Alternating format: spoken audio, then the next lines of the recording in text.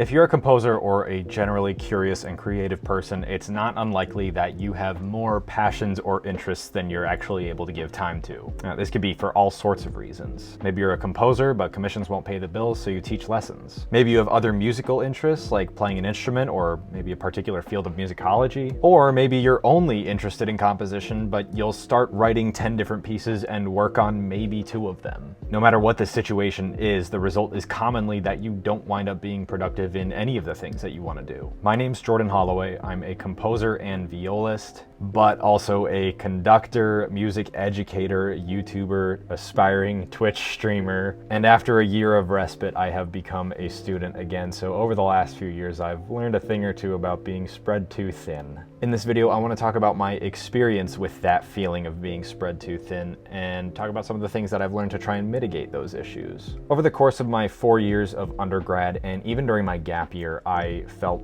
consistently spread too thin, and over those different years, that feeling sort of morphed and became easier to navigate. Obviously, if you're a student, you are hopefully trying to prioritize the things that you're actually studying, and I was getting a double degree in music composition and viola performance. And that alone was a difficult balancing act. I was always way more interested in composition than I was in viola, mostly just because I was better at composition, but over those 4 years, I had to learn how to consistently prioritize viola. And that brings me to my first tip of this video, which is to make time for the things that you want to prioritize. That sounds really stupid and obvious, but what I mean by that is instead of constantly thinking about how you want to do X, Y, and Z, actually take the time to figure out how you can build those things into your schedule and then build them into your schedule. This is the most fundamental and easiest step you can take, so don't wait till tomorrow to do it. And if you can even make an example schedule of what your life might look like while incorporating all of your different interests, then that's huge. And here's another really important point about this. It doesn't have to be an enormous amount of time that you're dedicating to each thing. It just has to be consistent. To give you an example from my life, I have been making daily Twitch streams a priority for me. So even if it's for just an hour, I try to stream on Twitch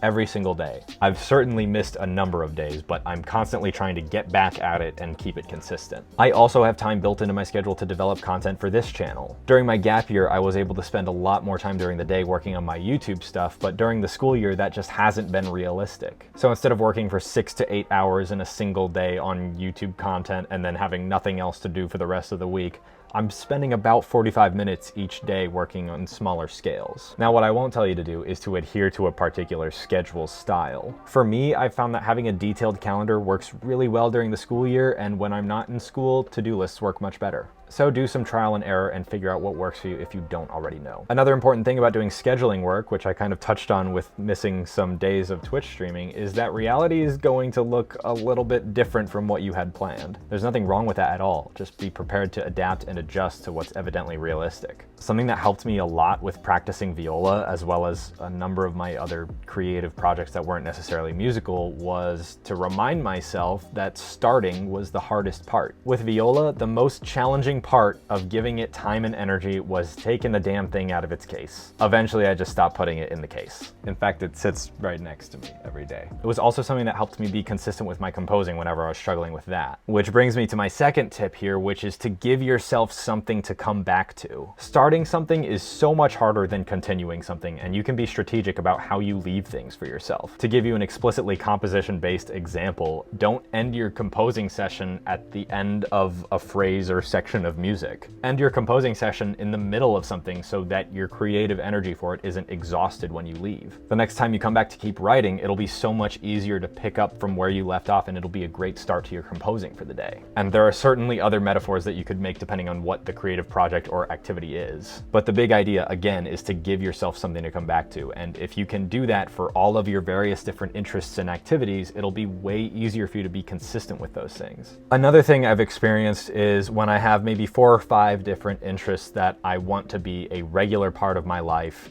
and maybe one or two of them kind of slip by the wayside, and before I know it, a year has passed and I haven't done anything with them. I originally started coming up with ideas for this YouTube channel my sophomore year of college and didn't wind up acting on it until pretty late into my junior year. And there were all sorts of valid reasons for that. I was really focused on composition and viola, and I was also really struggling with my mental health at that time. And even now, there are interests that I have that I'm not engaging with nearly as much as I'd like to. For example, all of my non-musical writing stuff that's really important to me, I haven't really done anything with it for pretty much the last 2 years. And that's because I'm really trying to prioritize composing, YouTube, and Twitch right now, and so it's just not feasible for me to engage with everything on a consistent basis. And that brings me to my third tip, which is that some things can wait. I have full confidence that when the time is right, I will re-engage with my writing with the time and energy that I believe it deserves. But for now, I'm perfectly happy trying to develop the other interests that I have. I really want this YouTube channel to take off, and I want my Twitch channel to do the same. But I can't make that happen if I don't prioritize the work that it takes to get this kind of thing off the ground. So the point of that is that if you're happy with the amount of creative endeavors you're undertaking and you feel fulfilled by those things, then there's not really any rush to change that. Not everything needs to happen all at once, and if something is really important to you, then it'll find its way into your life eventually. Now, maybe it's smart to make long-term plans for those things, just so that you have a general guide and reminder for yourself, but don't beat yourself up if you can't fit 80 different activities into the work week. And speaking of goals, I want to know what yours are. They don't have to be musical at all. I just want to know what